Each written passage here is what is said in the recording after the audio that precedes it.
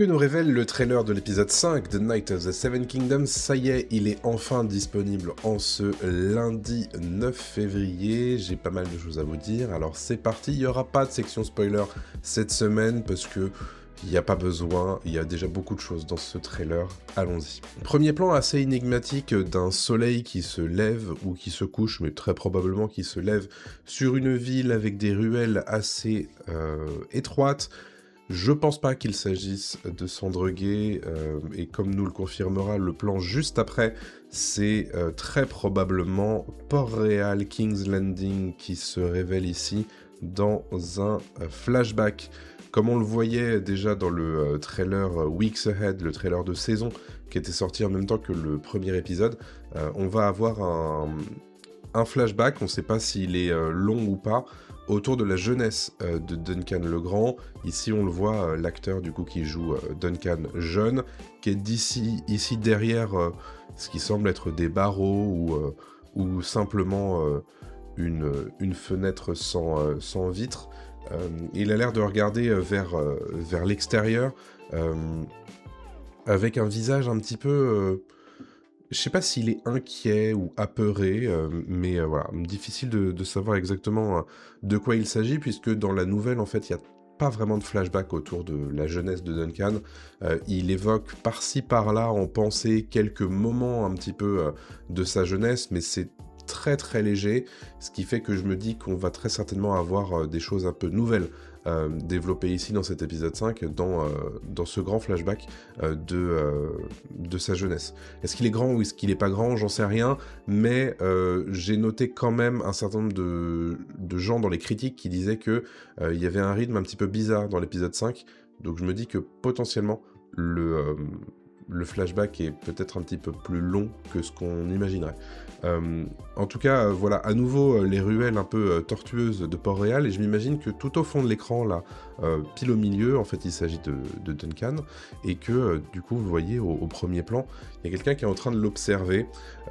Difficile de savoir de quoi il s'agit, mais vous noterez quand même qu'il a une espèce de cape au-dessus, sur les épaules, donc on imagine qu'il ne s'agit pas d'un roturier basique, mais peut-être d'un soldat, un chevalier. Est-ce que ce serait Arlan de l'Arbre-Sous?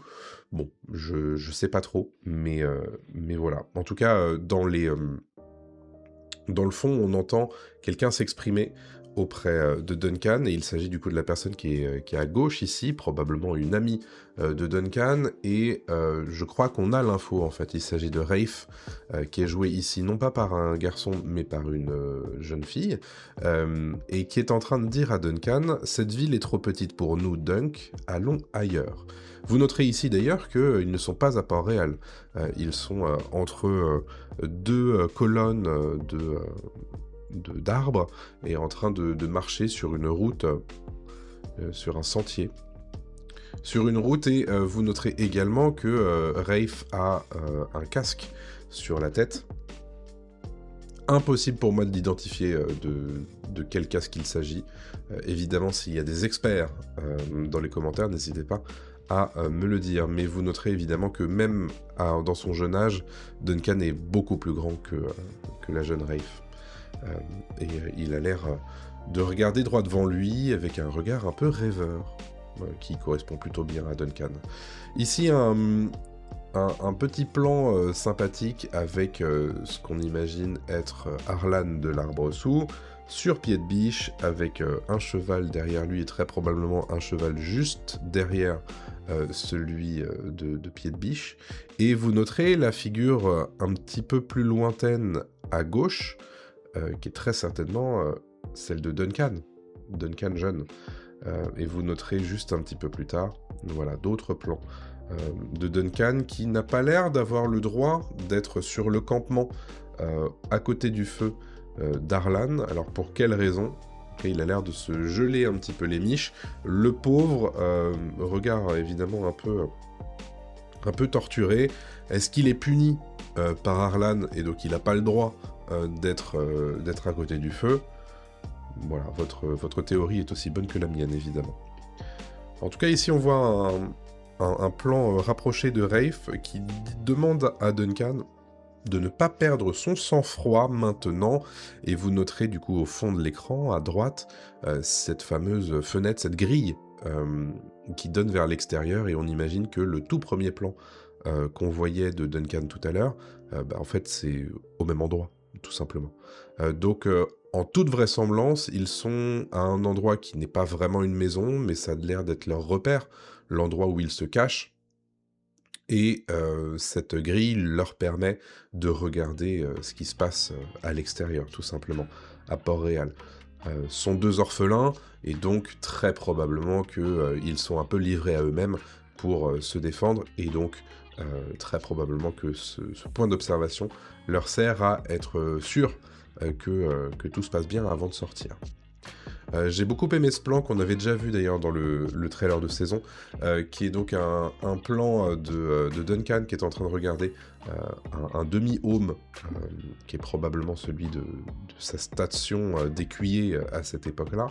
Et ce plan euh, correspond tout à fait à celui-ci où on voit Duncan adulte qui est en train de mettre son home de chevalier avec son armure complète à cheval dans la brume que l'on reconnaît être celle où va se dérouler le jugement des sept, comme on nous a prévenu dans l'épisode 4. Donc voilà, ces deux plans qui sont vraiment très stylé. Si tu aimes l'univers de Game of Thrones, t'es au bon endroit, je parle tout le temps de ça, donc n'hésite pas à t'abonner avec la cloche pour ne pas rater mes futures vidéos. Évidemment, on nous confirme que dans l'épisode 5, c'est là que ça va se castagner, le jugement des sept va avoir lieu à ce moment-là, puisqu'on voit évidemment Duncan sortir son épée, et on nous confirme tout ça à nouveau avec ce plan des 7 champions de Duncan. Vous noterez du coup à gauche Robin Reisling, ensuite c'est très probablement Raymun Fossova, ensuite Lionel Baratheon, au milieu vous avez Baelor Targaryen, ce qui nous a évidemment été révélé à la toute fin de l'épisode 4 avec des frissons absolus, soyons honnêtes. Ensuite vous avez Duncan, évidemment, Duncan le Grand, Humphrey Harding, et dans la brume à droite, il reste que Humphrey des Essaims. Et en face, on a une partie des champions de l'accusation. Vous avez à gauche ce qui semble être un garde royal et un deuxième garde royal. Il y a quelque chose dans la brume que je ne vois pas, c'est beaucoup trop pixelisé pour que je m'en rende compte. Puis un autre chevalier, est-ce que c'est Aerion? C'est possible. Et tout à droite, un dernier chevalier de la garde royale. Donc on ne voit pas les 7 ici à ce moment-là, mais évidemment c'est 7 contre 7, sinon il n'y aurait pas de combat.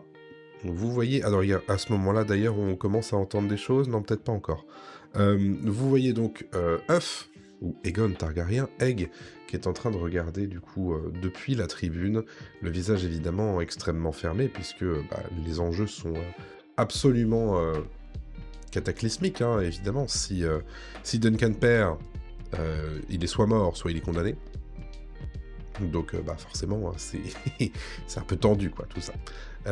Voilà, on entend, donc je crois que c'est une septa qui est en train de parler et qui est en train d'annoncer un petit peu les phrases cérémonielles pour lancer ce jugement des sept.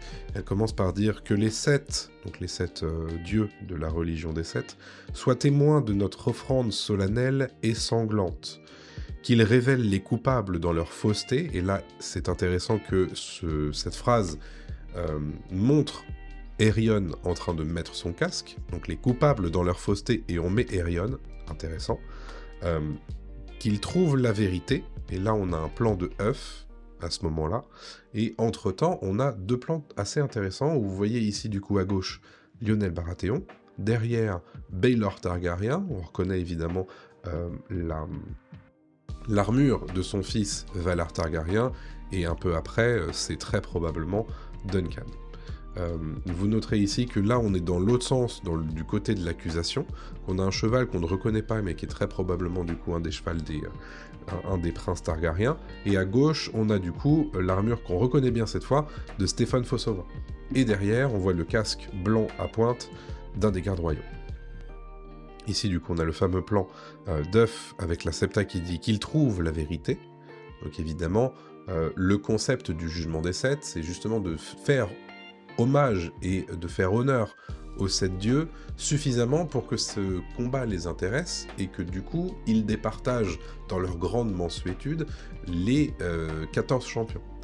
Donc évidemment, il y a un des deux camps qui doit prévaloir, et forcément, celui qui prévaut, ce sera du coup celui qui est innocenté ou qui aura raison dans son accusation. Et donc voilà le concept de jugement des 7. On en met 7 de chaque côté, parce que ça fait hommage aux 7 dieux de la religion, et donc, évidemment, de ce combat rejaillit la vérité. Et pour Westeros, ça vaut pour justice, et ça vaut pour... c'est même quasiment la forme la plus haute de justice, puisque ce sont les dieux, entre guillemets, qui décident de l'issue de ce combat. Voilà, on a évidemment la corne de brume qui annonce très probablement le début du combat, hein, tout simplement. Vous avez ici un certain nombre de nobles qui sont en train de regarder en tribune. J'essaie de regarder s'il y a des symboles un peu distinctifs pour nous dire qui est qui, mais très franchement, j'en vois pas. Ou alors il faudrait vraiment zoomer à fond, et moi j'ai pas de...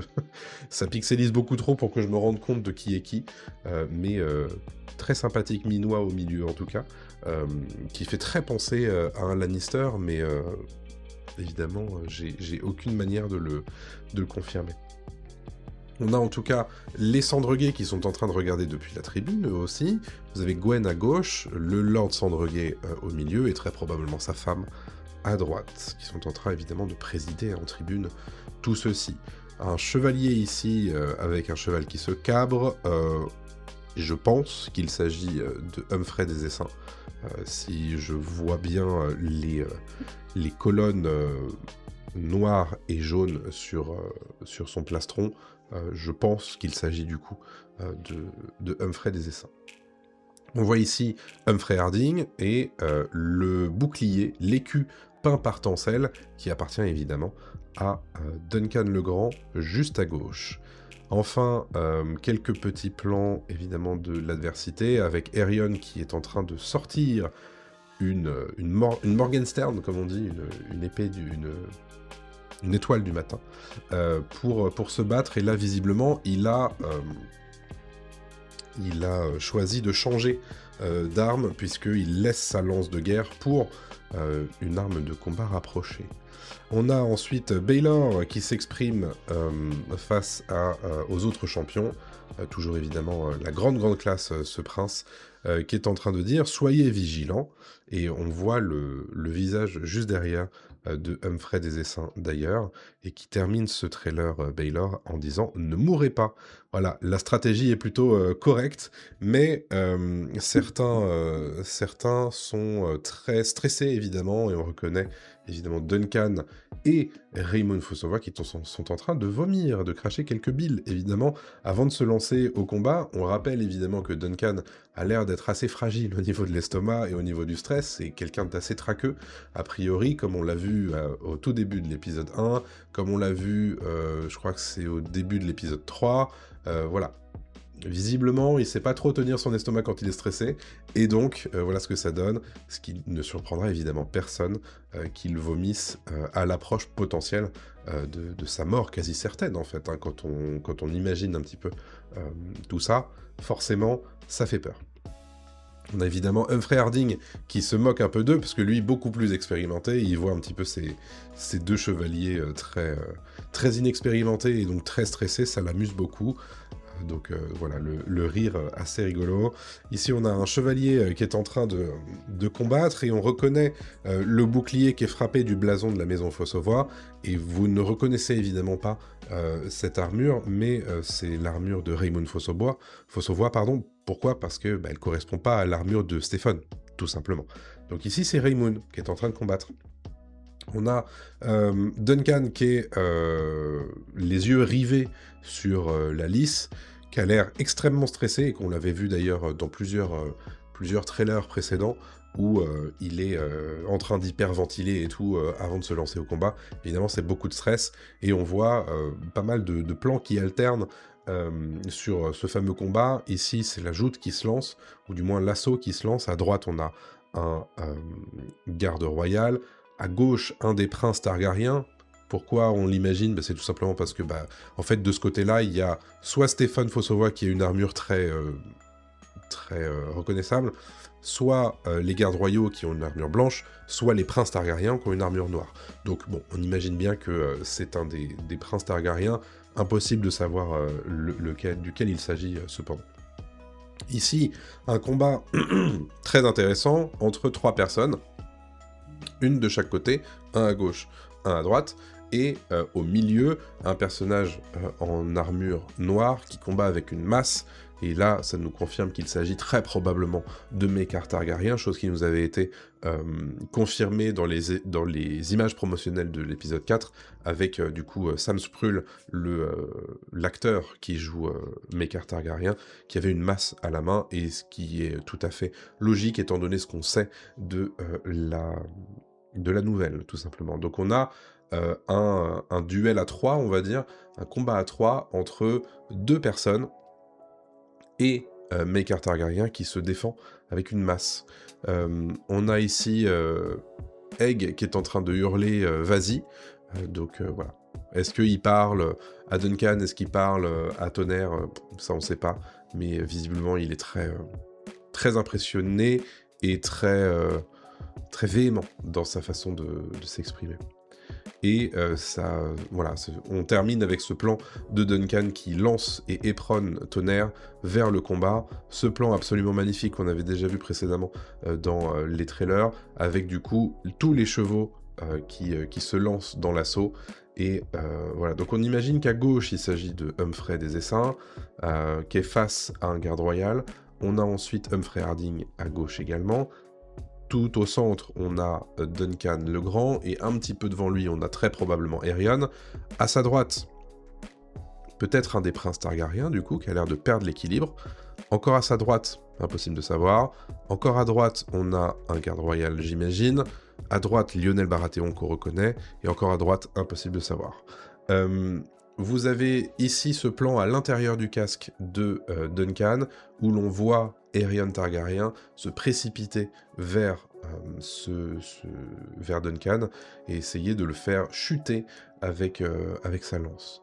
Et c'est la fin de ce trailer de l'épisode 5, qui au final en révèle évidemment, mais pas trop, pour voilà, nous laisser un petit peu ce sentiment de teasing sur cet épisode 5 de Night of the Seven Kingdoms, qui s'annonce évidemment assez impressionnant. Je vous rappelle évidemment qu'il y a un certain nombre de gens qui critiquaient la série, notamment au sujet de son épisode 5, donc je m'imagine qu'il y a un montage un petit peu bizarre qui est mis en place dans cet épisode 5, puisque c'est ce qui était reproché à cet épisode 5, qui était souvent pointé du doigt dans les critiques. Je vous avais fait une revue de critique avant la diffusion du premier épisode, donc voilà, gérez un petit peu vos attentes sur cet épisode 5, voilà, il y a cette dimension flashback a priori, cette dimension de combat, mais quoi qu'il arrive, on a le jugement des 7 la semaine prochaine, donc lundi 16 février de mémoire. Qu'est-ce que vous attendez de cet épisode 5? Dites-moi évidemment tout ça dans les commentaires. Est-ce que mes théories sont bonnes selon vous? Quelles sont vos théories? Dites-moi tout ça dans les commentaires. Et je vous donne rendez-vous très prochainement pour une nouvelle vidéo. En attendant, portez-vous bien et je vous laisse avec cette vidéo pour rester dans le thème de Night of the Seven Kingdoms. A très bientôt tout le monde, salut à tous.